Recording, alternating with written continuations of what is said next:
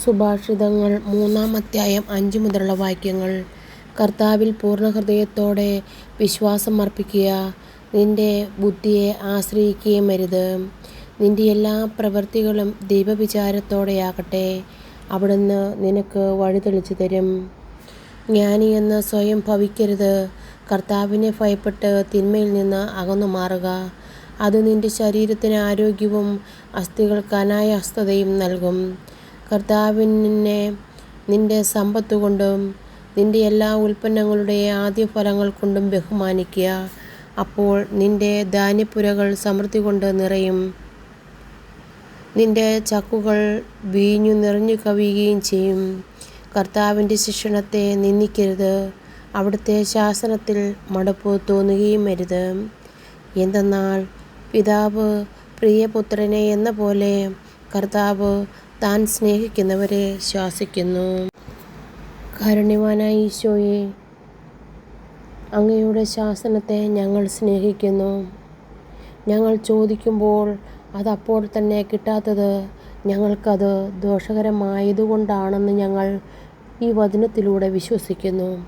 പിതാവേ, ഞങ്ങളെക്കാൾ ഉപരി അങ്ങേക്കറിയാമല്ലോ ഏതാണ് നന്മ, ഏതാണ് ചീത്ത, ഇപ്പോൾ നൽകിയാൽ എന്താണ് ഭവിക്കുക എന്ന്. മക്കൾ ഒരു കാര്യം പറഞ്ഞാൽ അപ്പോൾ തന്നെ വാങ്ങിക്കൊടുക്കാത്തത് ഞങ്ങൾക്കറിയാം. മാതാപിതാക്കന്മാരായ ഞങ്ങൾ അത് മനസ്സിലാക്കുന്നു. നാഥ ഈശോയെ, ദൈവിക ജ്ഞാനം പലപ്പോഴും ഞങ്ങൾക്ക് മന്ദീഭവിച്ചു പോകുന്നുണ്ട്. പ്രയാസങ്ങളും ദുഃഖങ്ങളും വരുമ്പോൾ ഞങ്ങളത് മനസ്സിലാക്കുവാൻ വിട്ടുപോകുന്നു. ഈശോയെ, തൻ്റെ മക്കൾക്ക് എന്താണ് നൽകേണ്ടതെന്ന് തിരിച്ചറിയാവുന്ന മാതാപിതാക്കൾ അതിനെ ജാഗ്രതയോടെ ചെയ്യുന്നത് പോലെ ഈശോയെ, ഞങ്ങൾക്ക് എന്താണ് ആവശ്യമെന്നും ഏതാണ് ദോഷകരമെന്നും തിരിച്ചറിയുന്ന പൊന്നു തമ്പുരാനെ, അങ്ങ് ഞങ്ങളെ സ്നേഹിക്കുന്നതാണ്, ശാസിക്കുന്നതല്ലെന്ന് ഞങ്ങൾ മനസ്സിലാക്കുന്നു. ഈശോയെ, അങ്ങയുടെ കടലിനേക്കാൾ വലിയ സ്നേഹനിധിയായ ദൈവമേ, ഈശോയെ, അങ്ങയുടെ സ്നേഹത്തെ ഞങ്ങൾക്ക് വർണ്ണിക്കുവാൻ സാധ്യമല്ല. ഈശോയെ, അങ്ങ് ഓരോ ദിവസവും ചെയ്യുന്ന അനുഗ്രഹങ്ങൾ എത്ര വലുതാണെന്ന് ഞങ്ങൾ മനസ്സിലാക്കുന്നു. മറ്റുള്ളവർ നോക്കുമ്പോൾ അത് ചെറിയ കാര്യമായി ഭവിക്കാം, പക്ഷേ അത് വലുതാണ്. എനിക്ക് കഴിഞ്ഞ ദിവസം നിങ്ങൾ കേൾക്കുമ്പോൾ ഓർക്കും, നിസ്സാരമാണെന്ന്, ഇതാണോ കാര്യമെന്ന്. ഞങ്ങൾക്ക് 5 മണിക്കാണ് വിശുദ്ധ കുർബാനയ്ക്ക് പോകണം. അപ്പം ഞങ്ങളുടെ സ്റ്റോപ്പിൽ അത് ആ ലിമിറ്റഡ് സ്റ്റോപ്പാണ്, അത് നിർത്തത്തില്ല. അപ്പം ഞങ്ങൾ പറഞ്ഞു, അത് ലിമിറ്റഡ് സ്റ്റോപ്പിൽ കയറിയാൽ അത് ഇപ്പുറത്ത് ചെന്നിറങ്ങിയേച്ച് കുറേ നടക്കണമല്ലോ ഇങ്ങോട്ട്. അപ്പം നമുക്ക് സമയം പോകും പള്ളിയിൽ പോകാനായിട്ട്. 5 ആകുമ്പോഴത്തേനും പോകണമല്ലോ എന്ന് ഓർത്തു. ഞങ്ങളപ്പോൾ ആ ബസ് ബസ്സിനെ നോക്കി പറഞ്ഞുകൊണ്ട് ഞങ്ങളിങ്ങനെ നടന്നു പോവുക. ആ ബസ് ദൂരേന്ന് വരുന്നതേ ഉള്ളൂ. ആ ബസ് വന്ന് ഞങ്ങളുടെ മുമ്പിൽ അതങ്ങ് നിർത്തി. വണ്ടി നിർത്തിയതാണല്ലോ എന്നെങ്കിലും ഞങ്ങൾ കയറി. വേറെ ആരുമില്ല അവിടെ നിന്ന് കയറാൻ, ഞങ്ങൾ മാത്രമേ ഉള്ളൂ. അങ്ങനെ കയറി. വണ്ടി നിർത്തിയതാണല്ലോ എന്ന് കരുതിയാണ് ഞങ്ങൾ കയറിയത്.